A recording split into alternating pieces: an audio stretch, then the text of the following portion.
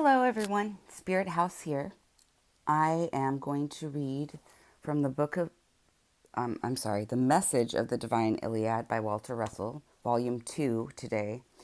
And in my last video, we began the reincarnation principle, which is a lecture, in part 2 of Volume 2.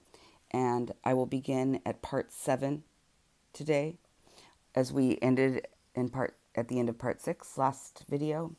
And part 7 is titled Answer to Spiritualism. Many people deeply desire to know if and how they can contact the spirit of those who have passed on. It will be gratifying to those who so desire to know that they can contact anyone who has passed on, no matter who it is or how long since he was on earth in body. Let us consider such a contact. It can mean only a thought intercommunication, in no wise connected with matter. Now that man has reached the stage in his unfolding when he knows the illusion of form in matter, such form being a composite of electrical thought waves in motion, which give the appearance of form in matter, he knows that a loved one who has disappeared from material vision cannot be contacted or seen in any material form whatsoever. However, since all that has ever been will always be, contact is always possible with those whom we can still see and those who have gone from our material vision. Many are already aware of their individual ability to tune in to those they know and love on earth, and many of these awakened souls tune in to the soul recordings of departed friends and loved ones. Awareness of universal law in relation to universe of light, which manifested electrically through matter and motion, is gradually exploding old theories and superstitions of past ages of sensing. Children born now during this time of transformation into the age of knowing would not be satisfied with the old explanations given to so-called phenomena. The radio, television, and all present-day electrical discoveries explain away scientifically many old superstitious beliefs, and man is beginning to understand the universal law which lies back of our electric wave universe. The mystery of life and death is slowly beginning. The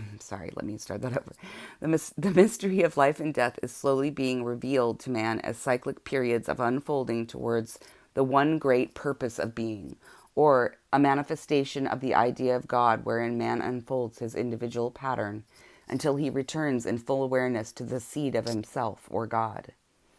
All visions of form and matter are but illusions of the physical senses. Man is born into a world of seeming form. The form lies within his sensing, and all forms are purposeful. The legs of man are created for the purpose of walking on a resistant earth. Of what use would they be in a non-resistant vacuum? Wings of birds were created to beat the air of their environment for the purpose of lifting the bird. What purpose could they serve in an airless, pressureless void? Eyes, mouth, and nostrils are implements for man's use in the visible universe of matter. They belong solely to earth. Of what use are these forms or these organs in the utter darkness of the airless, foodless upper heavens? The invisible universe is formless. The invisible universe is the seed of the visible self, but the seed is formless light. Witness, for example, the microscopic still center of the seed of the oak. That center is formless, but within it is the form of every leaf, branch, and twig of the whole tree, no two leaves being alike. When the tree repeats itself in the visible half of the universe, form appears, but not until then. Masterminds of this planet have uplifted and still uplift mankind to its present status. They exist in and through us. They are a part of us as soon as we become aware of them. The one mastermind of all, God Himself, centers each and every one of us.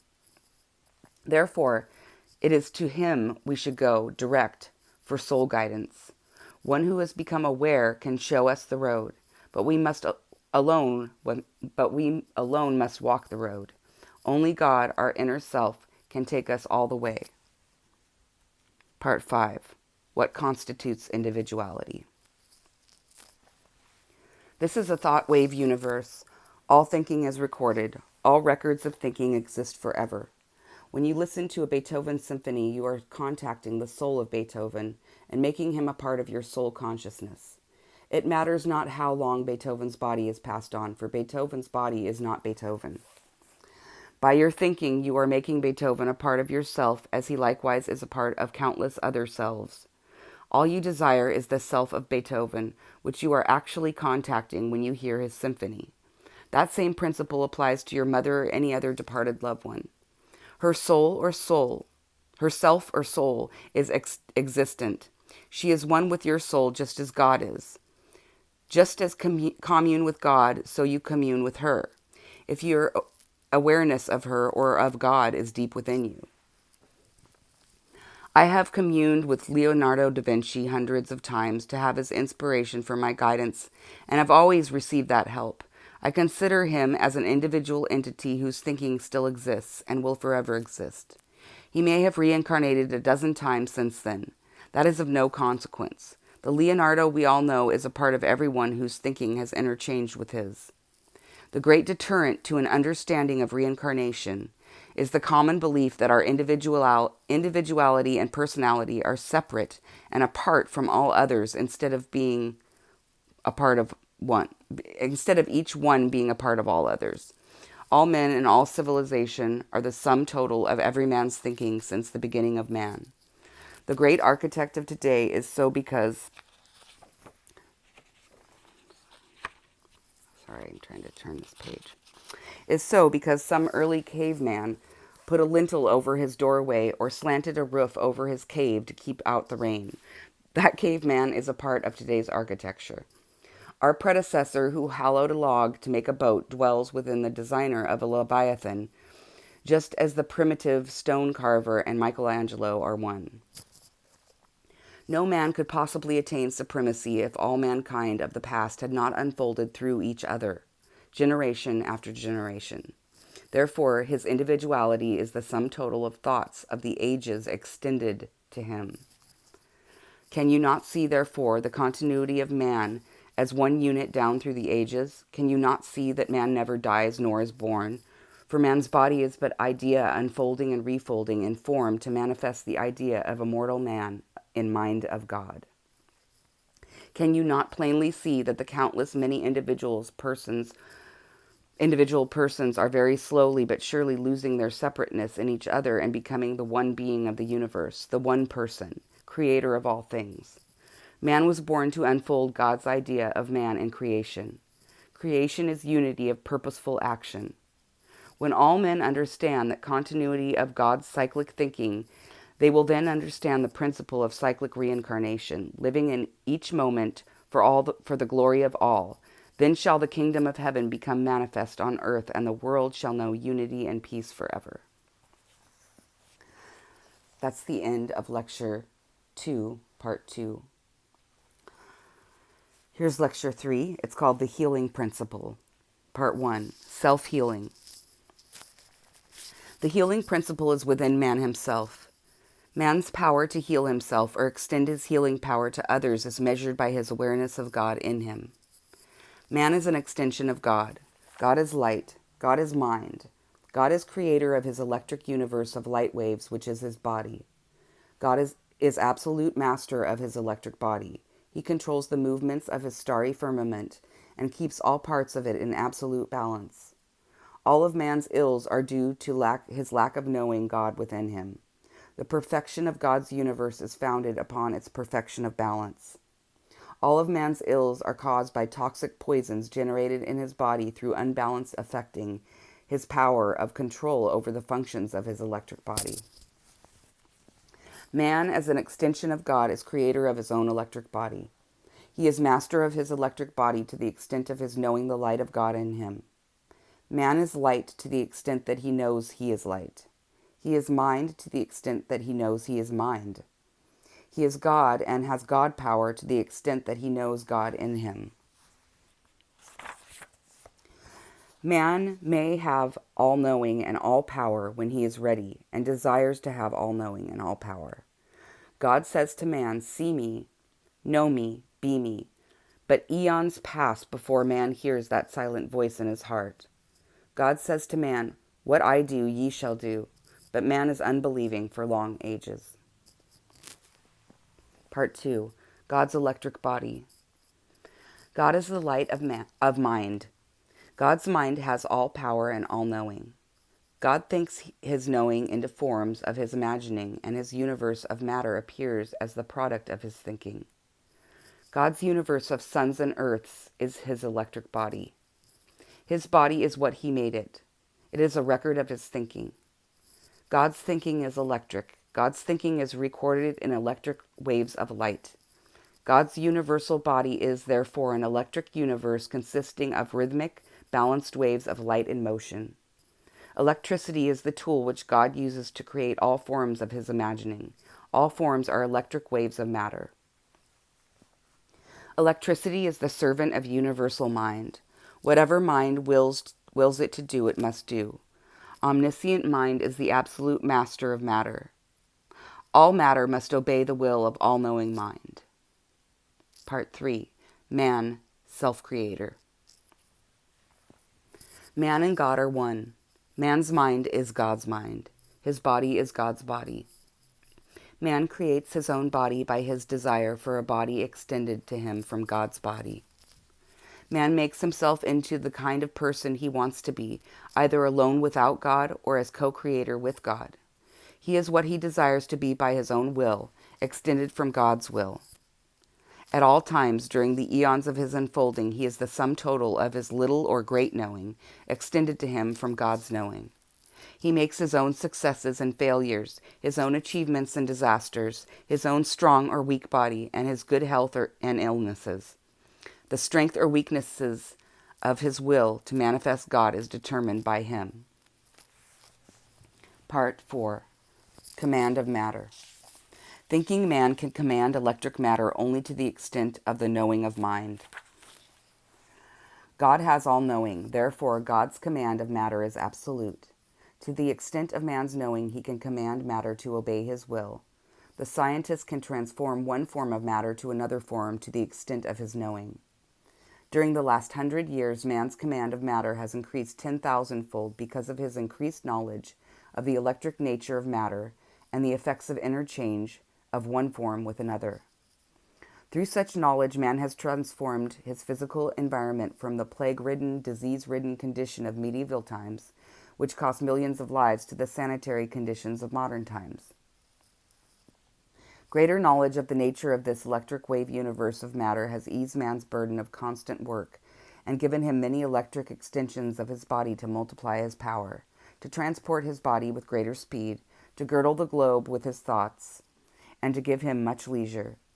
It must be noted, however, that the greater part of man's advancement in the cure of diseases or healings of bodily infirmities has been founded upon the principle of the power of matter over matter, limited by the extent of his knowing.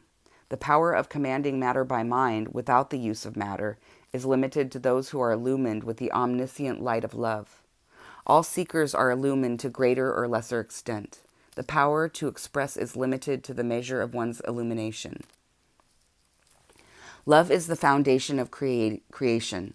Love and balance are one.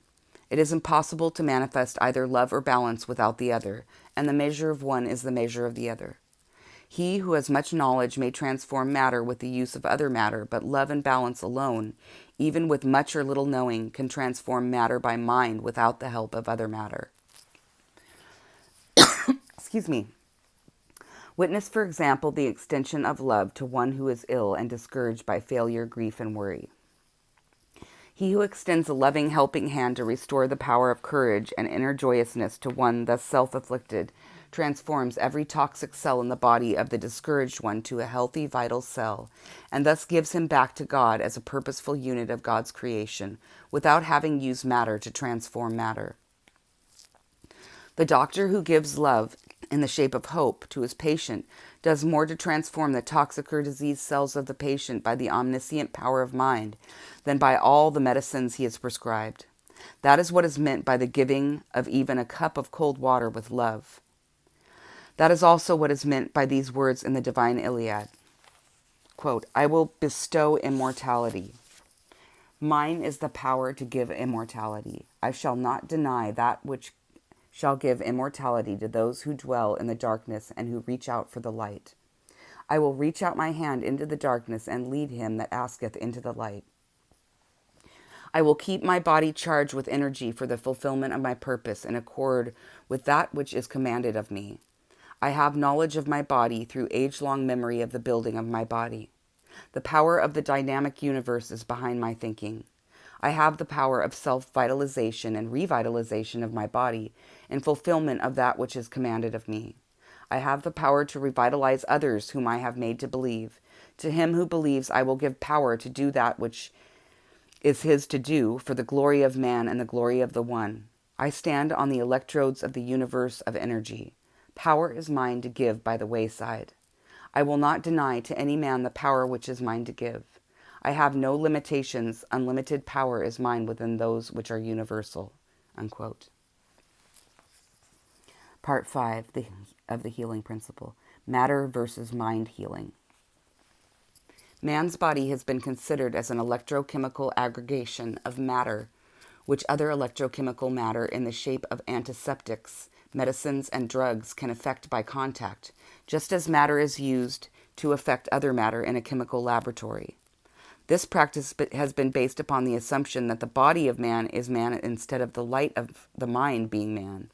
The body is being merely a thought extension of universal mind.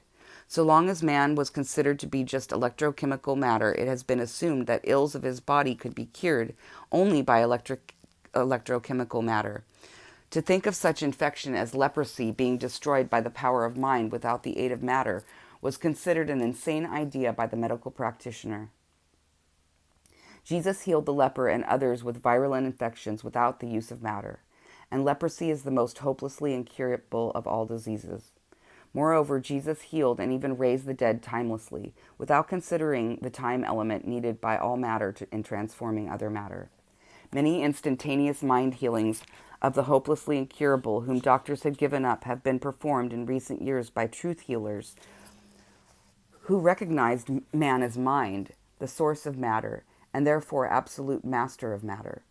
Such healings, and especially the raising of Lazarus, has been pronounced miraculous or above law. Many have explained them as examples of faith and belief, or as due to the divinity of the Son of God. No such conspicuous healings have been effected as those of the Nazarene, but many lesser ones have been effected in the last few years by illumined moderns who recognize the power of mind over matter, even to making blind eyes see and unhearing ears hear. What is the explanation of these seemingly supernatural healings? Are they miraculous? Are they above law? Why have mind healers saved people from the knife, whom great surgeons have condemned to certain death if not immediately subjected to the knife? What is this great secret of power one manifests by making the deaf to hear, the blind to see, or the lame to take up his bed and walk, without the use of the knife or any form of matter to transform matter? There is a scientific explanation of healings by the power of mind over matter which demonstrates that such healings are not miraculous, but are with nature's law, which cannot be transcended by either man or God. The fact that they were beyond man's comprehension did not prove that they were supernatural, for an airplane or radio would have been thought supernatural to dwellers in places far removed, even 1 generation ago.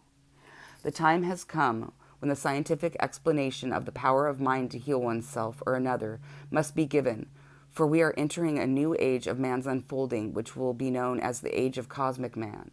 Cosmic man is a transition from past ages of material sensing to the coming ages of cosmic knowing.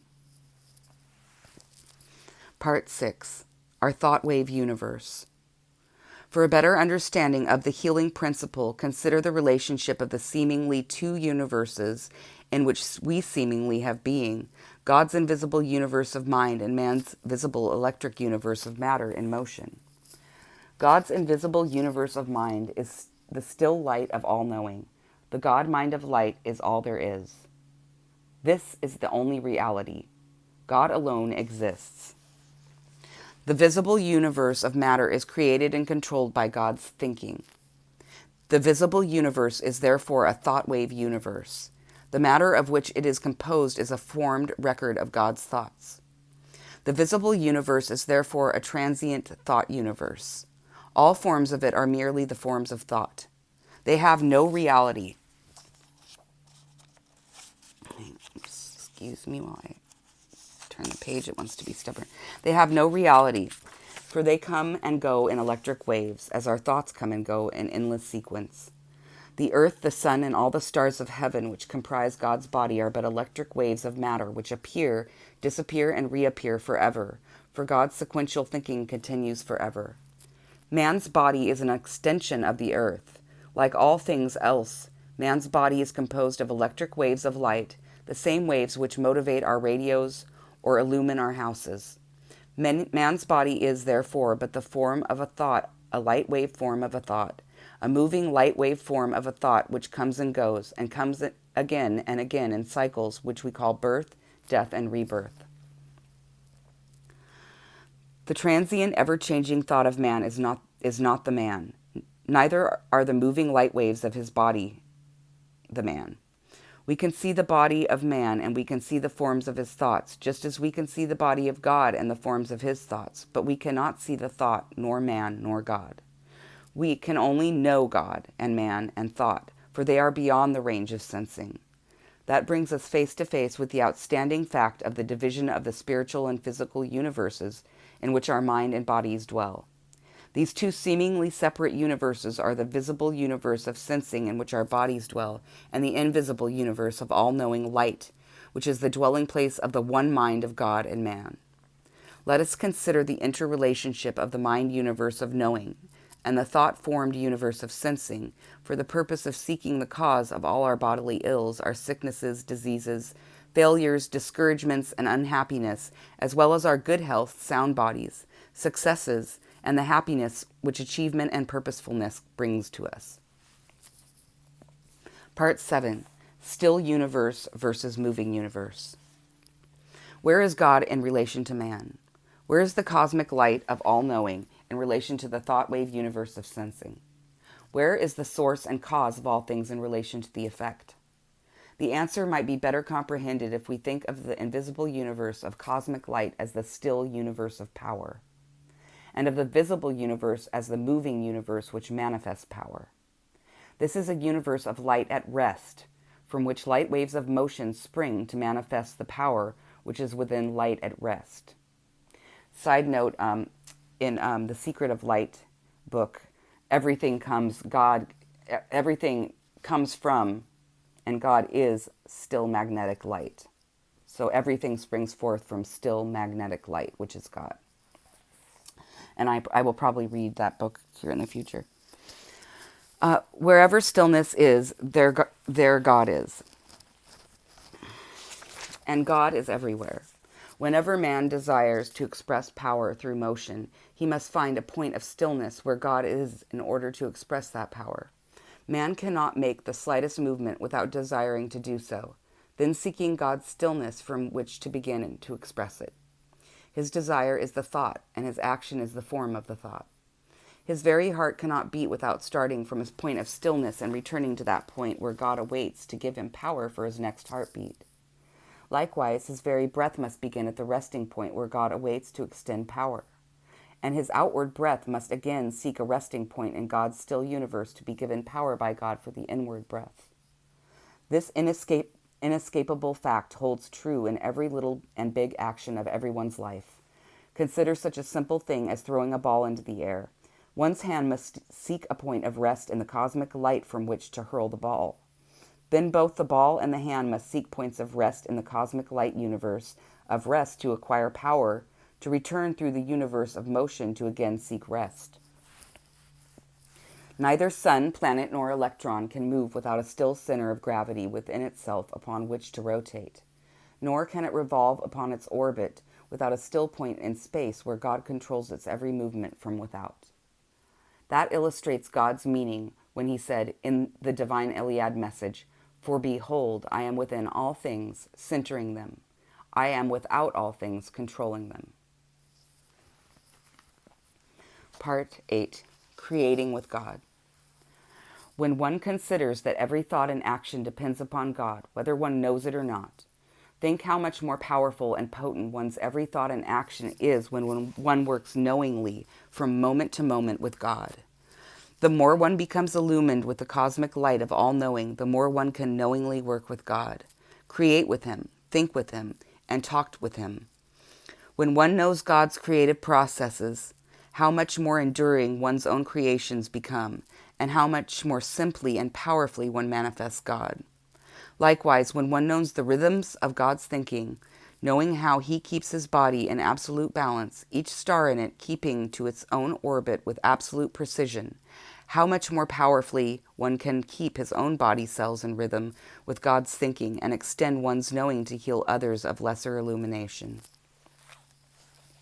All men have all knowing within the stillness which centers them, but awareness of the light comes slowly to unfolding man. The genius is one who is inspired with God's knowing, and the mystic is the supergenius of great illumination. Part 9. Consequences of Unbalance.